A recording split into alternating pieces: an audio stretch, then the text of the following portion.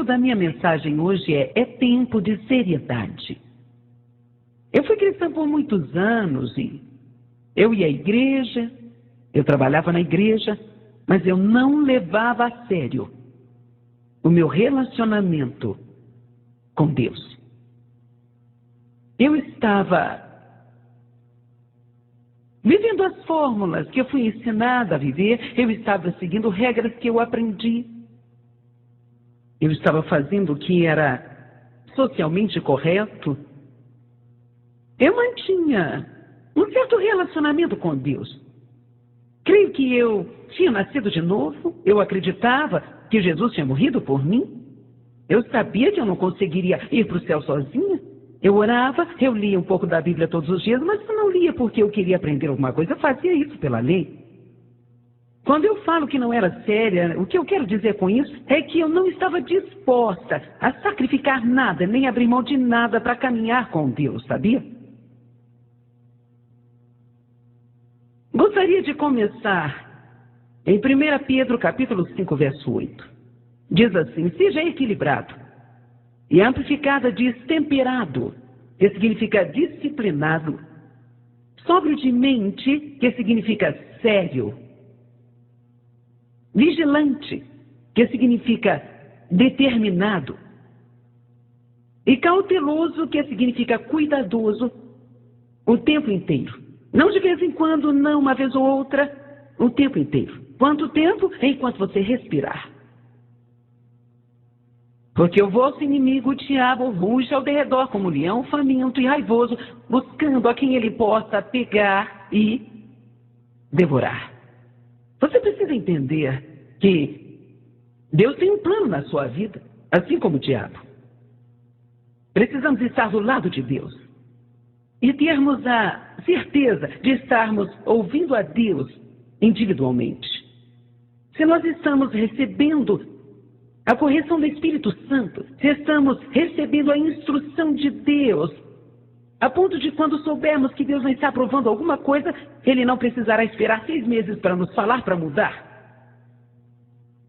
Porque nós somos sérios e nós precisamos de mais temor reverencial por Deus.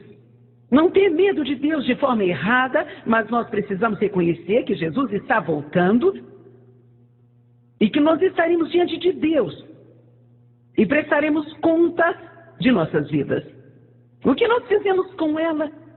O que fizemos com nossas fontes e dons e talentos, nosso tempo? E você não quer esperar muito tempo para se preparar. Eu sempre digo, preparado ou não, Ele vem. Amém? No livro de Joel, capítulo 2, no verso 1, tocai a trombeta em Sião. Tocai o alarme no meu santo monte. Que todos os habitantes da terra tremam, porque o dia do julgamento do Senhor está chegando e está muito próximo. Repitam comigo: Jesus está voltando. Eu preciso ter seriedade com Deus. Eu preciso me preparar. Ele está voltando para uma igreja sem mácula, sem mancha e nem ruga. Amém? Joel capítulo 2, versos 12 e 13. Portanto, também agora, diz o Senhor, arrependam-se e voltem-se para mim de todo o vosso coração. Com jejuns. Ninguém quer falar sobre isso, não é mesmo? E com choro. E com pranto, até que toda a barreira seja removida. Ouviu isso? Até que toda a barreira seja removida. E o relacionamento quebrado seja restaurado. Eu estava conversando com uma das meninas que viaja comigo e que trabalha para mim, e a posição dela a coloca no lugar em que ela precisa está perto de mim, da minha família. E então, ela me disse outro dia, tem me ajudado muito, sabe, crescer espiritualmente. Só de estar perto de você e da sua família e viver no meio dessa atmosfera. E quando ela falou isso, eu fiquei pensando que tem tantas pessoas que estão estagnadas no caminhar com Deus porque estão se relacionando com pessoas erradas. Eu creio que existem pessoas que precisam ouvir isso. Tem pessoas de quem você não pode se afastar realmente. Então não vai para casa e fale para sua esposa Joyce, me falou para eu me afastar de você. Eu gostaria de esclarecer isso agora antes que eu seja mal entendida. Mas sabe, existem amigos que nós escolhemos. Pessoas que escolhemos para nos relacionarmos. Alguns de vocês trabalham numa atmosfera que você não pode fazer nada a respeito. É uma atmosfera que é difícil, algumas vezes está até sugando você. E realmente você não pode fazer nada a respeito. Mas você pode escolher direito as pessoas que você escolhe para comer junto. Quem você escolhe para se relacionar. Quem você escolhe para se entreter com você. Amém?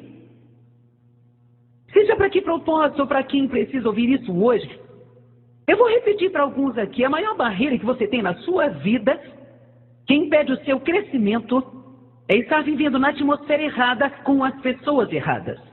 Você ficará espantado do que acontecerá se você for sério bastante para dizer assim: eu preciso encontrar novos amigos.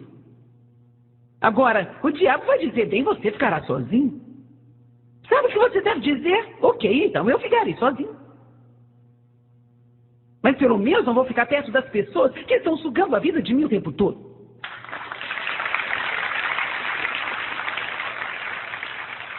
Então você também precisa saber que tudo que você abrir mão para melhorar o seu relacionamento com Deus, ou para se aproximar dele, ou para obedecê-lo, ele te retribuirá muitas, muitas vezes mais. Mesmo que seja um grande amigo, do qual você decide se afastar porque você sabe que ele está envenenando a sua vida. Pode ser uma semente que você semeia e Deus trará uma colheita de muitos relacionamentos maravilhosos na sua vida. Isso não é da noite para o dia. Esse é outro problema para os cristãos. A Bíblia diz: enquanto houver terra, haverá um tempo de semear e de colher. Vamos olhar isso de uma forma diferente. Enquanto a terra permanecer, haverá semente, tempo.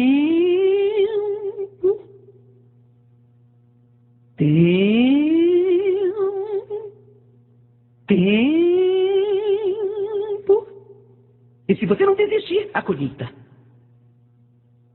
Amém? Veja, a Bíblia fala sobre períodos de tempo em que nós devemos ser persistentes. Nós não falamos essa palavra direito. Temos que falar direito. Um longo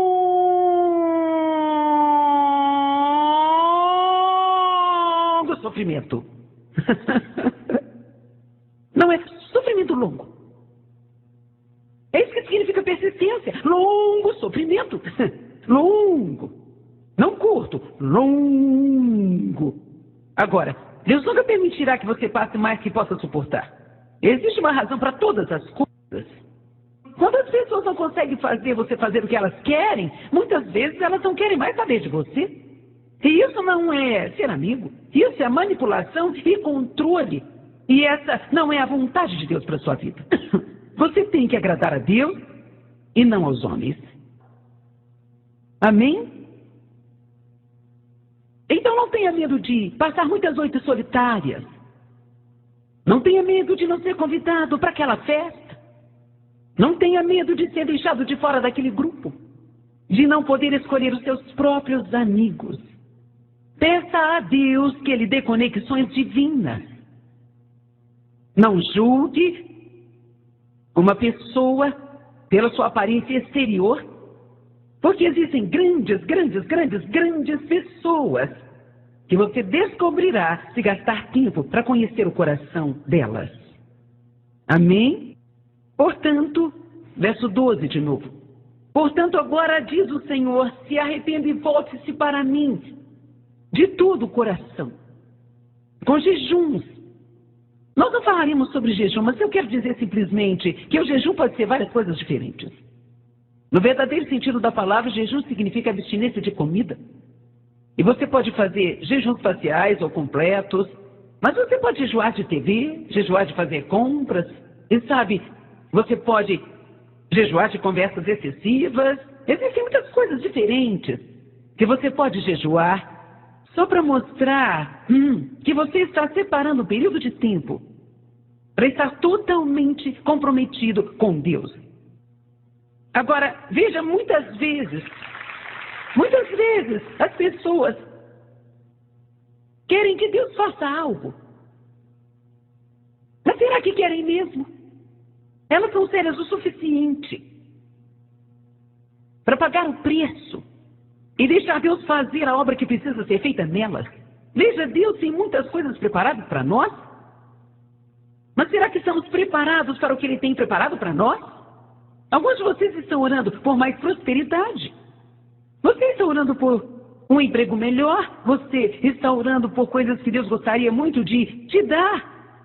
Mas talvez você ainda tenha alguma barreira, um egoísmo, ou uma má atitude, ou coisa desse tipo. E a verdade dos fatos é que se Deus te der mais bênçãos materiais, isso fará você se tornar mais carnal ainda.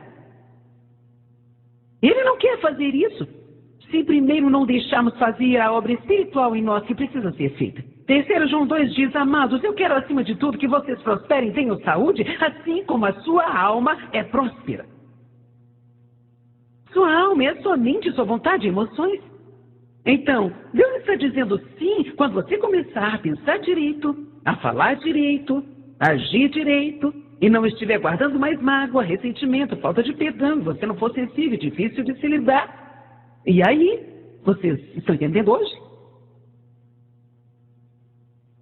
Veja, não é nada justo as pessoas nos falar apenas sobre as promessas de Deus e não nos falar sobre as condições para essas promessas.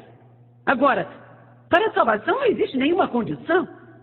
É totalmente pela fé, você crê em Deus, crê na palavra, que Jesus morreu por você, que você não pode se salvar, não pode pagar o preço pelos seus pecados. Você aceita Cristo, pede perdão, Ele entra no seu coração. Seu nome é escrito no livro da vida e imediatamente você se torna um coerdeiro com Cristo. E existe uma herança que já está reservada para você, que está esperando por você. Mas está aqui em algum lugar do que chamamos de terra prometida. Quando os israelitas saíram do Egito, seria o equivalente a quando uma pessoa nasce de novo. Eles foram em direção à terra prometida, certo? Eles gastaram 40 anos no deserto tentando fazer uma viagem de 11 dias. Agora, há quanto tempo você está e você ainda está vagando ao redor da mesma montanha súbita há mais de 20 anos?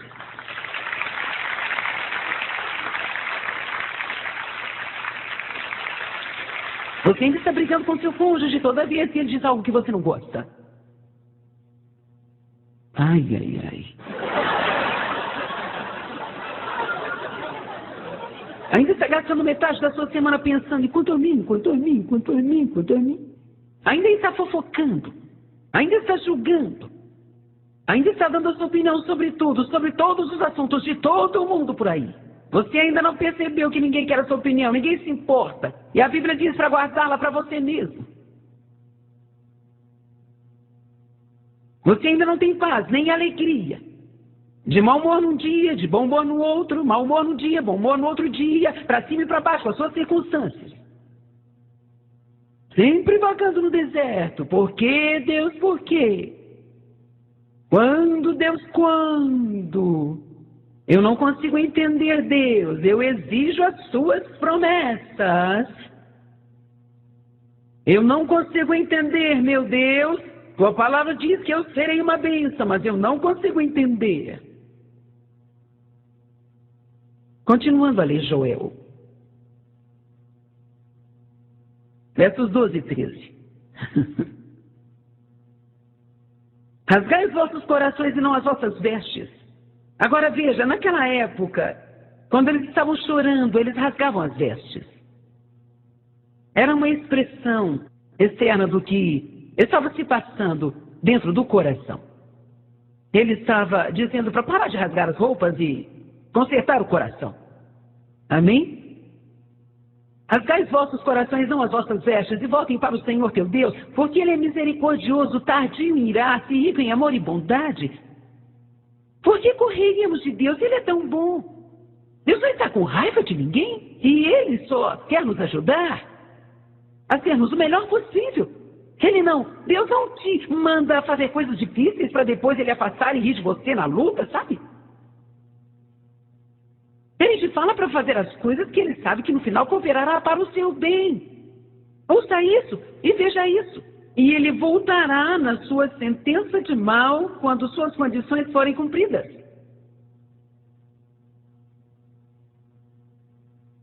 Não me faça ir até aí devagar.